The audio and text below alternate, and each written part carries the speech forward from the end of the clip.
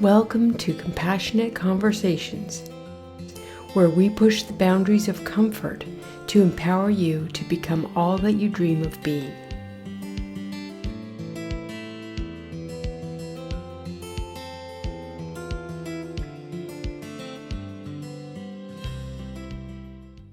Hi everyone, I'm Esther Kane, Canadian psychotherapist and author. For over 25 years, I have helped thousands of highly sensitive people take back their power by owning their sensitivity and seeing it as a superpower rather than a mental health issue. To my great delight, I get to bear witness to these incredible transformations every day. For more information on the highly sensitive personality, please visit this page on my website to learn more, as well as how to assess whether you or a loved one is an HSP. If you are a highly sensitive person, you have probably struggled for most of your life believing that you were deeply flawed and didn't fit in. This can lead to internalized shame and self-blame about not being like most of the people around you. You are not alone. At least 20% of other humans across the globe have experienced that too, including me. The video you are about to watch is part of a series of interviews featuring some of my favorite highly sensitive people, or HSPs. We will take a deep dive into what it's like to be an HSP in a non-HSP world, as well as sharing tricks and tools that we've learned to accept our sensitivity and flourish in all areas of our lives. We hope you find these as helpful and life-changing as we do. The goal of this series is to emancipate, uplift, and empower highly sensitive people the world over. Join me and some other HSPs in this unique series in order to see that there are others just like you who experience the world in similar ways and have learned to navigate it powerfully and peacefully. I'm so excited about today's episode where I will be interviewing Amy Pinnell, MSW, RSW, who also happens to be a highly sensitive person. She helps highly sensitive people embrace and honor their sensitivity so that they can not only prevent burnout, but actually thrive in the field of social work. Through her business, Sensitive Social Worker, she offers one-on-one consultations and online programs that help HSP social workers reconnect with their needs as a sensitive person and shape their social work practice so that it serves them. She also offers holistic virtual counseling for highly sensitive helping professionals through her private practice, Brave Spirit Counseling. You can find the links to these services in the show notes. Welcome, Amy. Hi, thank you so much for having me. My pleasure. So, like me, and probably many people watching and listening to this, you are a highly sensitive person. I am. So I always start by asking how you discovered this trait in yourself and describe what your life has been like being a highly sensitive person. Yeah, so I've always known that I've been a little bit different than most of the folks around me, kind of growing up and throughout my life. I found that I felt things really deeply. So there's often like an intensity to my emotions that not everyone else had. But I also did often, as a child, I was told that I was really, really quiet. So I was definitely one of those HSPs that was considered shy. And I know my mom said growing up, like I was quiet, but I was like always observing and absorbing everything. And I know, like, I think I was processing that and had some deep emotions about that. And I remember in particular, endings were really emotional for me. I really struggled with those. Can you give some examples? Yeah, I'm thinking like the end of like a trip or a vacation, or if, someone was visiting and then they had to go home, those types of things where there was like, okay, I don't know when I'll see this person again, or this thing that felt important to me is over for now. So like a lot of tears, like it was like really intense grief. But the other folks involved didn't seem to feel the grief in that same intense way in those moments. And yeah, I'm just thinking what else my life was like. Yeah, so I would say I didn't know about the HSP trait until just a few years ago, actually. Yeah. When did you find out? How old were you when you figured all this out? Oh yeah, so I was, I think, in my late 20s. Hmm. So I'm like, I guess I can give my age. I'm almost 33 now. I'm 32. Okay. Okay. So it was probably 3 or 4 years ago. Yeah. And at that point in time, so I guess, what it was like being an HSP, I did have a lot of anxiety throughout most of my life. And I have a sense that, part of that was overstimulation, right? Yeah. Yeah. And What I did it think look it, like, Amy? Break it down for us. Like, what did your anxiety look like in your day-to-day um, living? yeah, I mean, I think it's changed over time. Like at first it showed up, I think, when I was a kid and a teenager as like that quietness, right? Like almost like not Mhm. being able to speak up or share or like show my true self. Like I Mhm. almost froze. Yeah. And over time, as a teenager and then a young adult, I did start to kind of push myself outside of my comfort zone and speak up more. But about the nervous system, how did you learn to Mhm. regulate your nervous system? Because I know so many HSPs that we Yeah. struggle with that. So tell us Mhm. more about that. Yeah, so for me, I'd say one of the like my favorite kind of tools or strategies is grounding. So I Mhm. use lots of different types of grounding tools. Mhm. So, deep breathing is a really basic one that a lot of people can Mhm. use, but I use a lot of like somatic kind of body focused ones, like tuning into different body sensations. Mhm. Basically anything that brings you back to the present moment, right? So Yeah. I do a lot of physical grounding, but then I'll also, depending what's going on, can do like mental Mhm. grounding, tuning into the senses. Mhm. And I'd say that one of the other, along with grounding, is like self-soothing. So like anything that Yeah. feels really comforting Yeah. is Well, so good for the nervous system. yeah, can Yeah. you give our listeners just some simple ones that work for Yeah. people? So I think for self-soothing, it's going to be really personal. So like I Yeah. can give you some examples of mine, but just, anything that kind of give, like you can always feel your like muscles relax a bit, or just kind of a sense of ease, a sense of comfort. And for me, it's like, there's like a cup of hot tea, there's certain Yeah. Even textures. holding a cup of tea Yeah. too would be nice. Yeah, Yeah. the holding it, the smelling it, the tasting it, Yeah. All the and then senses. certain textures. Like I loved really soft things, so like cuddly Mhm. things.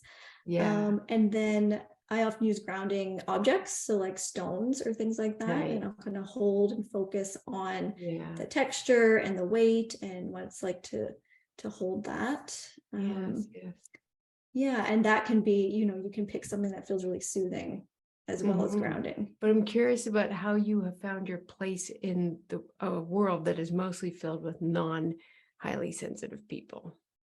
Yeah, I really love that question. In terms Mhm. of finding my way in the world, it that understanding of the trait, like, because when I found the term, I just did a deep dive into the research because it just aligned so much with Yeah. my life experiences, Yeah. and who I am and how I show up in the world. And I think over time, it's actually been less about like finding my place in the world and more about just recognizing like I already belong, like I've always belonged, and I Beautiful. belong exactly where I am and how I am. Um, Why are yeah, you important, Amy? Why do you feel you're important? What have you learned about that? about me being, for the like with my That you sensitivity. belong. Like, well, why do you belong in this world? Yeah, well, I Let's mean, I yeah. think I belong, but partly just as a human being, I think we all have inherent worth, but yeah, the sensitivity, it has an important place in Yeah. the world, in society, in our humanity.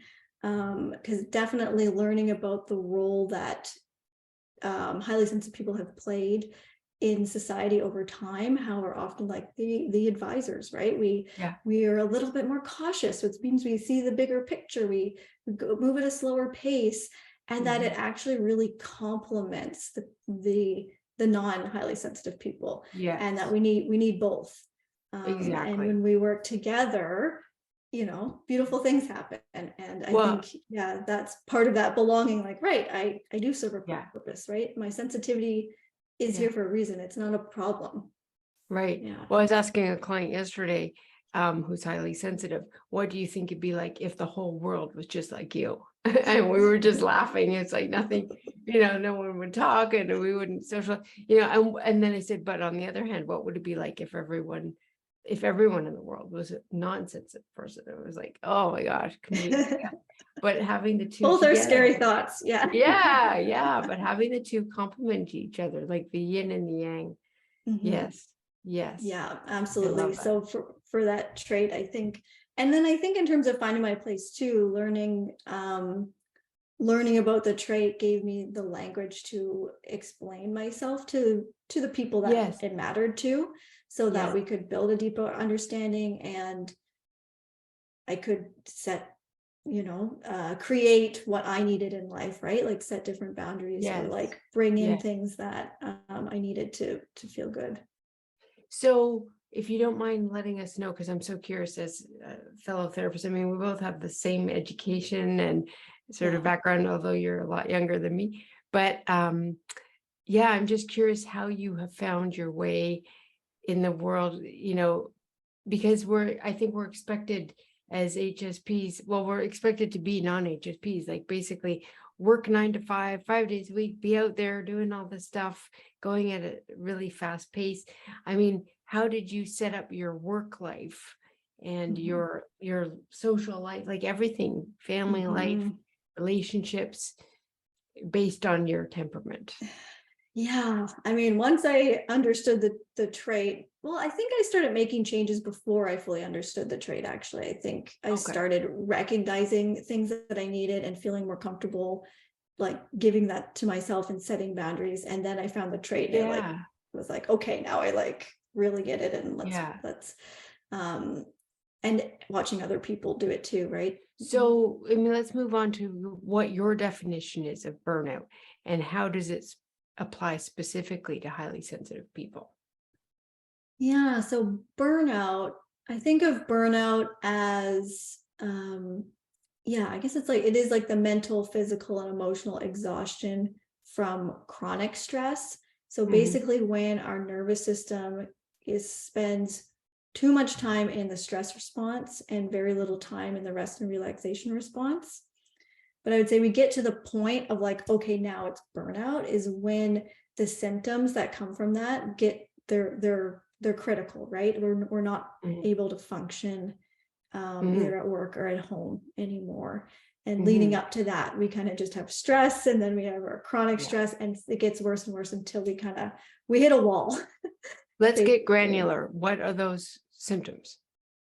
Yeah, so I would say, um, yeah, I guess we can use the word symptoms. I often notice I use the word like signs, but Or yeah, signs, whatever either you're more way, comfortable. yeah. So I mean, I would say overall, like anyone who's been in that realm, like the most obvious one is just like that exhaustion, like you're Yeah. running on empty, right? So Yeah. you get up or you go to work and your tank's already at empty. Yeah. And you're kind of pushing through when you got nothing left, and Yeah. it's just this drain, this exhaustion. And yeah, and then I think some of the other signs or symptoms are often like when we gets hard, because I feel like there's different stages. So at the Mhm. beginning, I would say it's more mild, it's more like kind of anxiety, Yeah. maybe if maybe some headaches or some physical symptoms, but they're a bit more mild. It may be like a Mhm. decrease in motivation Mhm. of what your work, kind of lack of, you lose a little bit of the passion or the drive. So that would be like Mhm. kind of stress. And then when you hit the more chronic stress, that's when you get into more of that feeling of like resentment sometimes. I'd say Mhm. some people Mhm. experience more like anger, resentment, and some people experience more like an apathy, like Yeah. just not caring. And then usually there's physical symptoms, whatever those are for you, get worse. Give us some stories or themes in the stories from HSP clients. Yeah, Sure. about burnout. That would be helpful. Yeah. So I will say that overall, I think the highly sensitive people are more susceptible to burnout, Mhm. because of our innate nature. We pick up on more subtleties, we process things more deeply, Mhm. and we feel emotions more intensely. So, Mhm. yeah, Mhm. so just in these environments, we're picking things up, we're processing it, we're more susceptible to overstimulation. And that overstimulation, like chronic overstimulation can lead to chronic over arousal, which can lead to burnout. So that doesn't mean that we, HSPs are definitely going to burn out. It just means we have to be really mindful of when we're overstimulated and how we respond, and find ways to reduce overstimulation. How do we replenish that energy too, right? Just knowing how much it takes. And then I think the other piece is just how we have this kind of natural empathy, like kind of we can sense other people's emotions, and if we're not careful, we can take them on as our own. There's one study, sorry to interrupt, but ahead. there's one study that found that many HSPs couldn't differentiate between their own emotions and someone else's. I'm not surprised by that at all. We have to be vigilant about just the self-care piece, right? Yeah, exactly. And I mean, I think that there is a lot of practice. That's definitely something I've done a lot of work on, is trying to figure out what are my emotions and what do they need. Distinguishing that from others. And but I think that feeling other people's emotions like that, sometimes that can get in the way of like setting boundaries or saying no, or pulling back from certain tasks or jobs, like overdoing. We push ourselves so that we don't make other people feel uncomfortable, right? Because we can feel it when they are, right? We can feel the client's disappointment, we can feel our colleagues' frustration. So we we respond to those emotions rather than to our own. So just, I think those are the reasons why highly sensitive people need to, I would just say we're more at risk of it, right? Like there's definitely things we can do to prevent all of those things.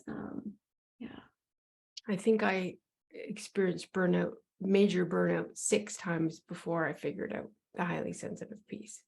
So warning, I hope that people listening to this and watching this that are younger than us, that are in these kind of helping professions, take heed from what we're saying and learn at a younger age, and get more proactive about it, because you don't have to burn out so much. Absolutely. Yeah, that is my hope too. A lot of the times, like I talked about like stress and chronic stress and burnout, but like before that, there's this often we go, like the theme I've noticed is that folks will go into either a role or a project or something like that, and it's actually like they're super energized and motivated and excited, and there's this sense of like, okay, like I'm going to go in, I'm going to do my best, and they there's a lot of job satisfaction and feeling really good about the work, and with that I'd say there's this sense of like, okay, I need to prove myself, or I can't let anybody down, or I think it's ties in, Amy, I'm not sure what your thoughts are on this, but I think that ties into perfectionism and wanting to do our absolute best, because I find a lot of HSPs, or maybe all HSPs, tend to be perfectionists, right? So we go in there with these huge expectations of ourselves. And I think that can, lead to some burnout too, because I always say to a lot of clients, it's like, we're going for the A++, where most of society is just cruising at a B. Right. So we're going to be spending a lot more energy than other people. And the last question I have for you are, what tools and advice do you give to these highly sensitive clients who have experienced burnout in order to prevent further burnout in the future? In other words, how can highly sensitive people focus on resilience and balance so that they don't burn out regularly? Resilience and balance. I mean, one of the things I say is that, I mean, generally I actually pose it as a question, like, what if instead of expecting yourself to toughen up or develop thicker skin, you created boundaries that honor your softness and sensitivity? Right. So I encourage people to just imagine that, right? And I think sometimes it's pretty scary to imagine, because okay, I'll have to let some people down. But I'd say one of the biggest things I work with people around is finding their own set of boundaries that make the work sustainable for them. And that's a huge topic, because there's so many, it's going to look different for everybody. Boundaries are so nuanced, and everyone has different needs and different situations that they're in. But for example, some are like, even like we talked about, like practices to let go of other people's emotions, right? And kind of separating from those, like that's an internal boundary that you can just set with yourself. Or energetic boundaries around, like, okay, what do I actually, not what do I have time for, what do I have energy for in one day or in 1 week, right? Like how many clients does that look like? And or like how many breaks do I need in the day to end the day with some being energy, very specific, I think, about it. And writing it down and coming up with a sort of schedule. Exactly. That includes all that self-care stuff. Working that in for sure. And then, there's the boundaries that we make with other people, right? With our clients, with our coworkers, with our employers. Those are sometimes the most challenging ones, right? When we actually have to communicate them. But working with folks around those. And then, like you mentioned, the self-care, like specifically, I help folks kind of narrow down what their deep self-care is. Because I find, I'm not sure if you heard like the simple self-care versus deep self-care before. No, can you tell us what that means? Yeah. So simple self-care is more of like the surface self-care. Things like taking a bath, or like eating chocolate and watching Netflix, which are like, they're enjoyable, like they don't add stimulation. They're, but they're not like deeply nourishing. And I actually, deep self-care is the word that I've kind of heard used a lot, but I actually like the word like soul care. To me, it's like what nourishes your soul. It's kind of more of like what helps you feel more connected to your true self and to something bigger than yourself, right? Whether that's the universe, nature, or whatever it is. So making sure that when you're practicing self-care, that there's some of those things. Can you give examples? Definitely. If we only take baths and watch Netflix, we're probably still going to feel drained. And eat chocolate. And eat chocolate. Yeah. I mean, little tidbit about me, I eat chocolate every day. So it's a big part of my self-care, but I also deep self-care. Deep self-care would be bathing in a whole bath of chocolate. It would be deep, right? So some examples of the deep self-care, or like more like soul self-care, would be things like meditating or really mindful movements, things that kind of bring you back to the present moment. Creative activities, like whatever way you like to express yourself, or kind of lean into your creative energy. So like painting or drawing or writing or sculpting or whatever that looks like. And for a lot of HSPs, time in nature is a big one. It's very healing and helps us kind of connect. And a lot of times I think that I would say therapy too can be deep self-care. I think that absolutely. Or kind of good for the soul. And it's kind of like a different perspective, but like some of the scientific kind of views of how to prevent burnout focus on like nervous system regulation. So coming from the stress response back into the rest and relaxation response. So that's where I mentioned like the grounding and a lot of those things that are good for kind of trauma responses are actually really good for burnout prevention and burnout and coping with burnout. So movement and grounding practices, breathing practices, like physical touch, where we kind of release that oxytocin. And there's a lot of overlap, I noticed, between like the deep self-care and the kind of focus on the nervous system regulation. But so I think either way you look at it, it's like what leaves you feeling like full, right? What lights you up? What leaves you feeling like really nourished? Beautiful. Well, this has been so enjoyable, Amy, and I'm sure people will get a lot out of this. You've given us a lot to think about, a lot of tips and tools. If you enjoyed today's show, please take the time to subscribe to this channel. And if you're on YouTube, please give this video a thumbs up and comment on what you liked about it. As well, feel free to pass this episode on to others whom you think may benefit. And of course, we always appreciate positive reviews. We would really appreciate it if you took the time to review the podcast so that others will want to check it out as well. And we can spread the word about these compassionate conversations. Thanks so much.